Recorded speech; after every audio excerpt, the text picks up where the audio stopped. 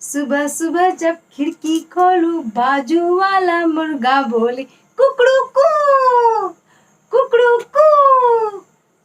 नमस्कार बच्चों, मैं हूँ आपकी प्यारी रोमा दीदी रानीगंज अररिया से। आज मैं फिर आपके लिए एक नई कहानी लेकर आई हूँ जिसे सुनकर आपको बहुत मजा आने वाला है। पता है दोस्तों, आज मैं आपको कौन सी कहानी सुनाने वाली हूँ? जी हाँ, आज मैं आपको इसी कुकड़ू कुक की आवाज वाली कहानी सुनाने जा रही हूँ। आखिर मुर्गा कुकड़ू कुक करता क्यों है? आपको पता है कि कुकड़ू कुक क्यों करता है? हाँ, अभी अभी आपको पता चल जाएगा कि ये कुकड़ू कुक क्यों करता है और कब से करता है। जी हाँ, मैं आपको मुर्गी के निराले बच्चे की कहानी सुनाने जा रही हूँ, अर्थात उसके बचपन की कहानी। ये रहा चूजू मियाँ। मैं इसी की कहानी आपको सुनाने जा रही हूँ। बात बहुत पहले की है। एक बड़ी सी मुर्गी ने एक बड़े से टोकरे में नरम नरम घास बिछाई और उस नरम नरम प्याल पर बहुत सारे छोटे छोटे सफेद सफेद अंडे दिए और उस पर बैठना शुरू किया। एक हफ्ता गुजरा, 2 गुजरे, 3 गुजरे। कहीं 21वें दिन जाकर उन अंडों से खुट खुट की आवाज हुई और छोटे मोटे चुनमुन चुनमुन से चूजे निकलने लगे। सब सफेद काले भूरे, सब अच्छे अच्छे निराले निराले चूजे थे, पर अभी भी एक अंडा बाकी था। माँ को फिक्र हो रही थी। आखिर उसकी वो माँ थी, उसे चिंता हो रही थी कि आखिर यह अंडा टूटा क्यों नहीं। उसने फिर उसे में अपने परों से गर्मी देना शुरू किया। कहीं 24वें दिन सुबह तड़के अल्लाह मियाँ की दुआ से वो अंडा टूटा। अंडा जो टूटा उसे एक निराला चूजा, एकदम सुनहरे रंग का, जिसकी आंखें मोती जैसे गोल गोल काली काली थी, काली काली मोतियों की जैसी आंखें थी जो बहुत ही चमक रही थी। ऐसा निराला चूजा उस अंडे से निकला।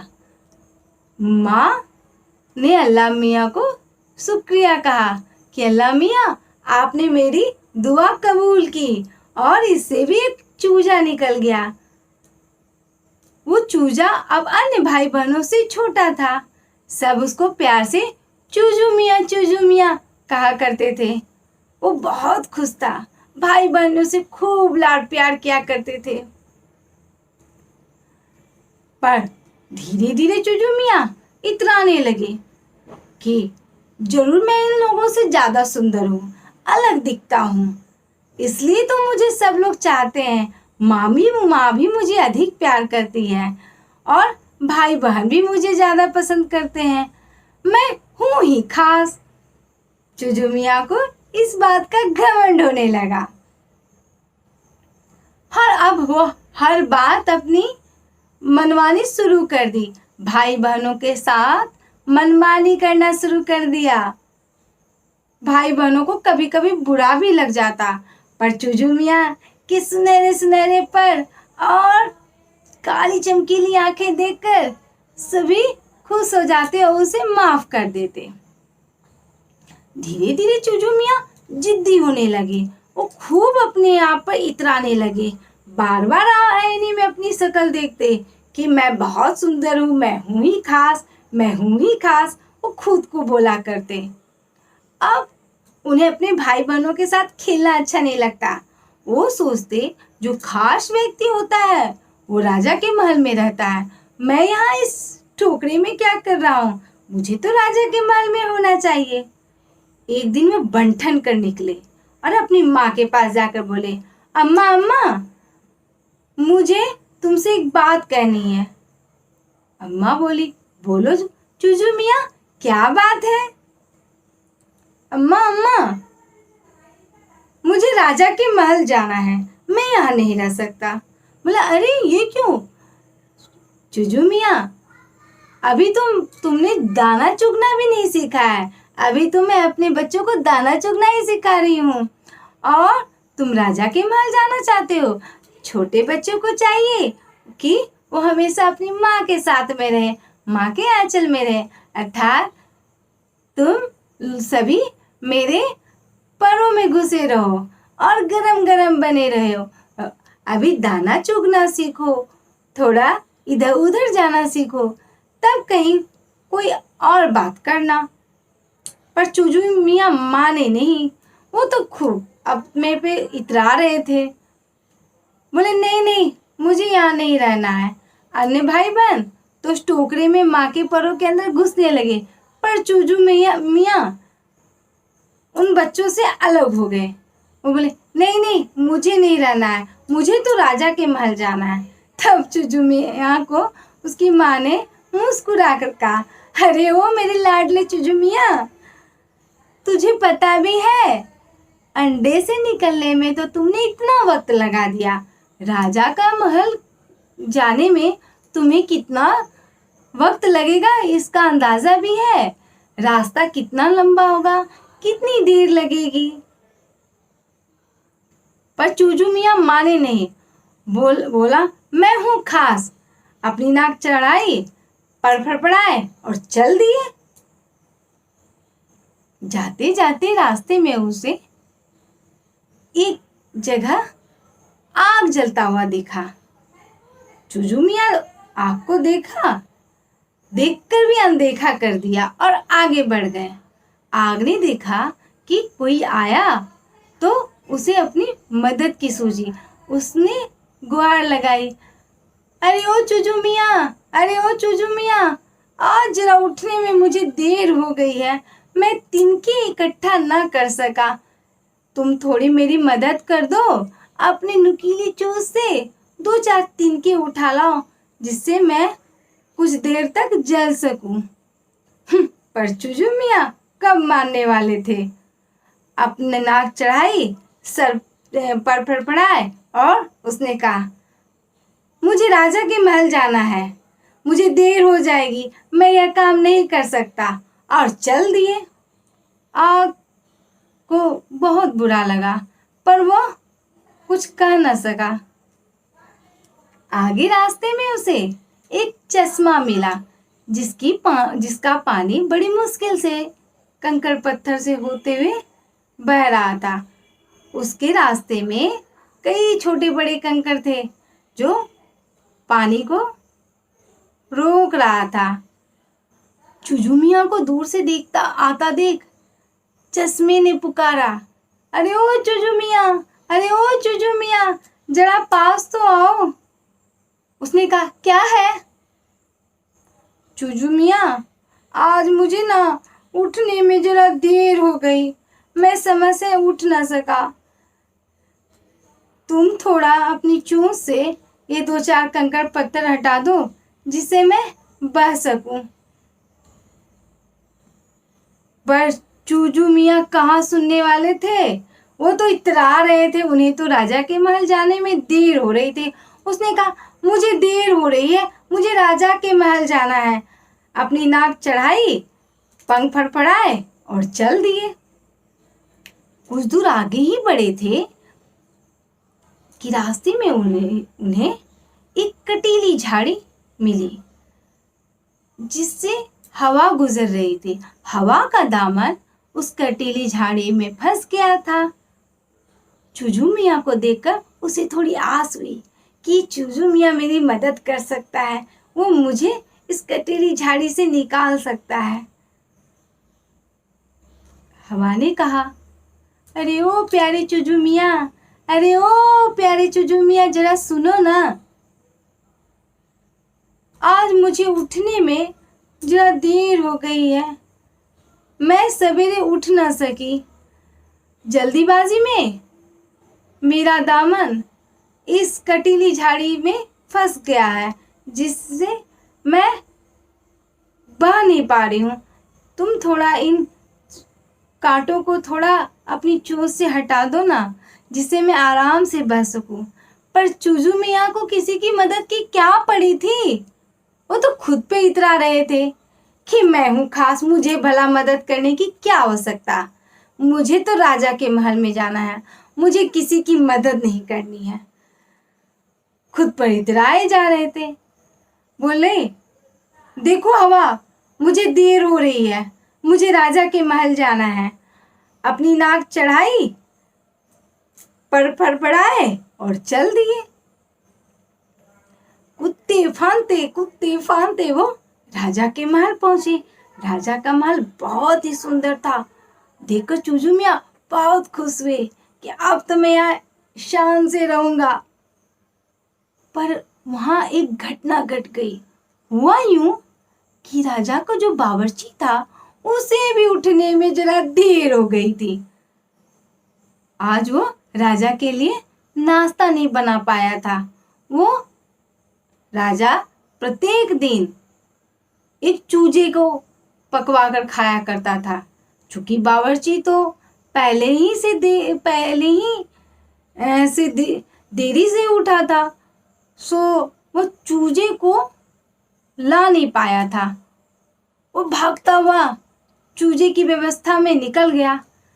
जैसे ही उसकी नजर उस सुनहरी चूजे पे पड़ी, वो बहुत खुश हो गया कि चलो अब तो इसे पकड़कर मैं पका दूं तो राजा खुश हो जाएंगे, समय पे उनको मैं नाश्ता दे दूंगा और ये इस चूजे का मांस खाकर तो बहुत खुश होंगे।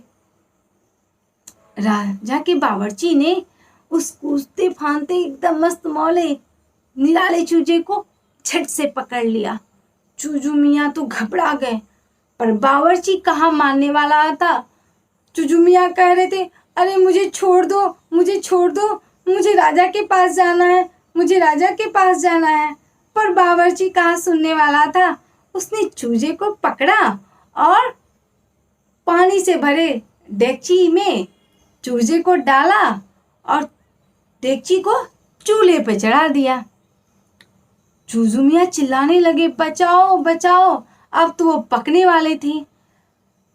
बस उन्होंने कहा, खुदा के वास्ते बियाग बचा लो मुझे, खुदा के वास्ते बियाग मुझे बचा लो, मुझे बचा लो। बावर्ची तो मुझे पका ही देगा, मुझे बचा लो। बियाग को दया आ गई। चूजू मियाँ की दर्द भरी आवाज सुनकर आग रह न सकी। वो मदद के लिए तैयार हो गई। उसने झट से अपने आप को बुझा दिया। चूल्हा जो बुझा तो चूजू मियाँ को राहत आई, पर अब भी बाकी थी।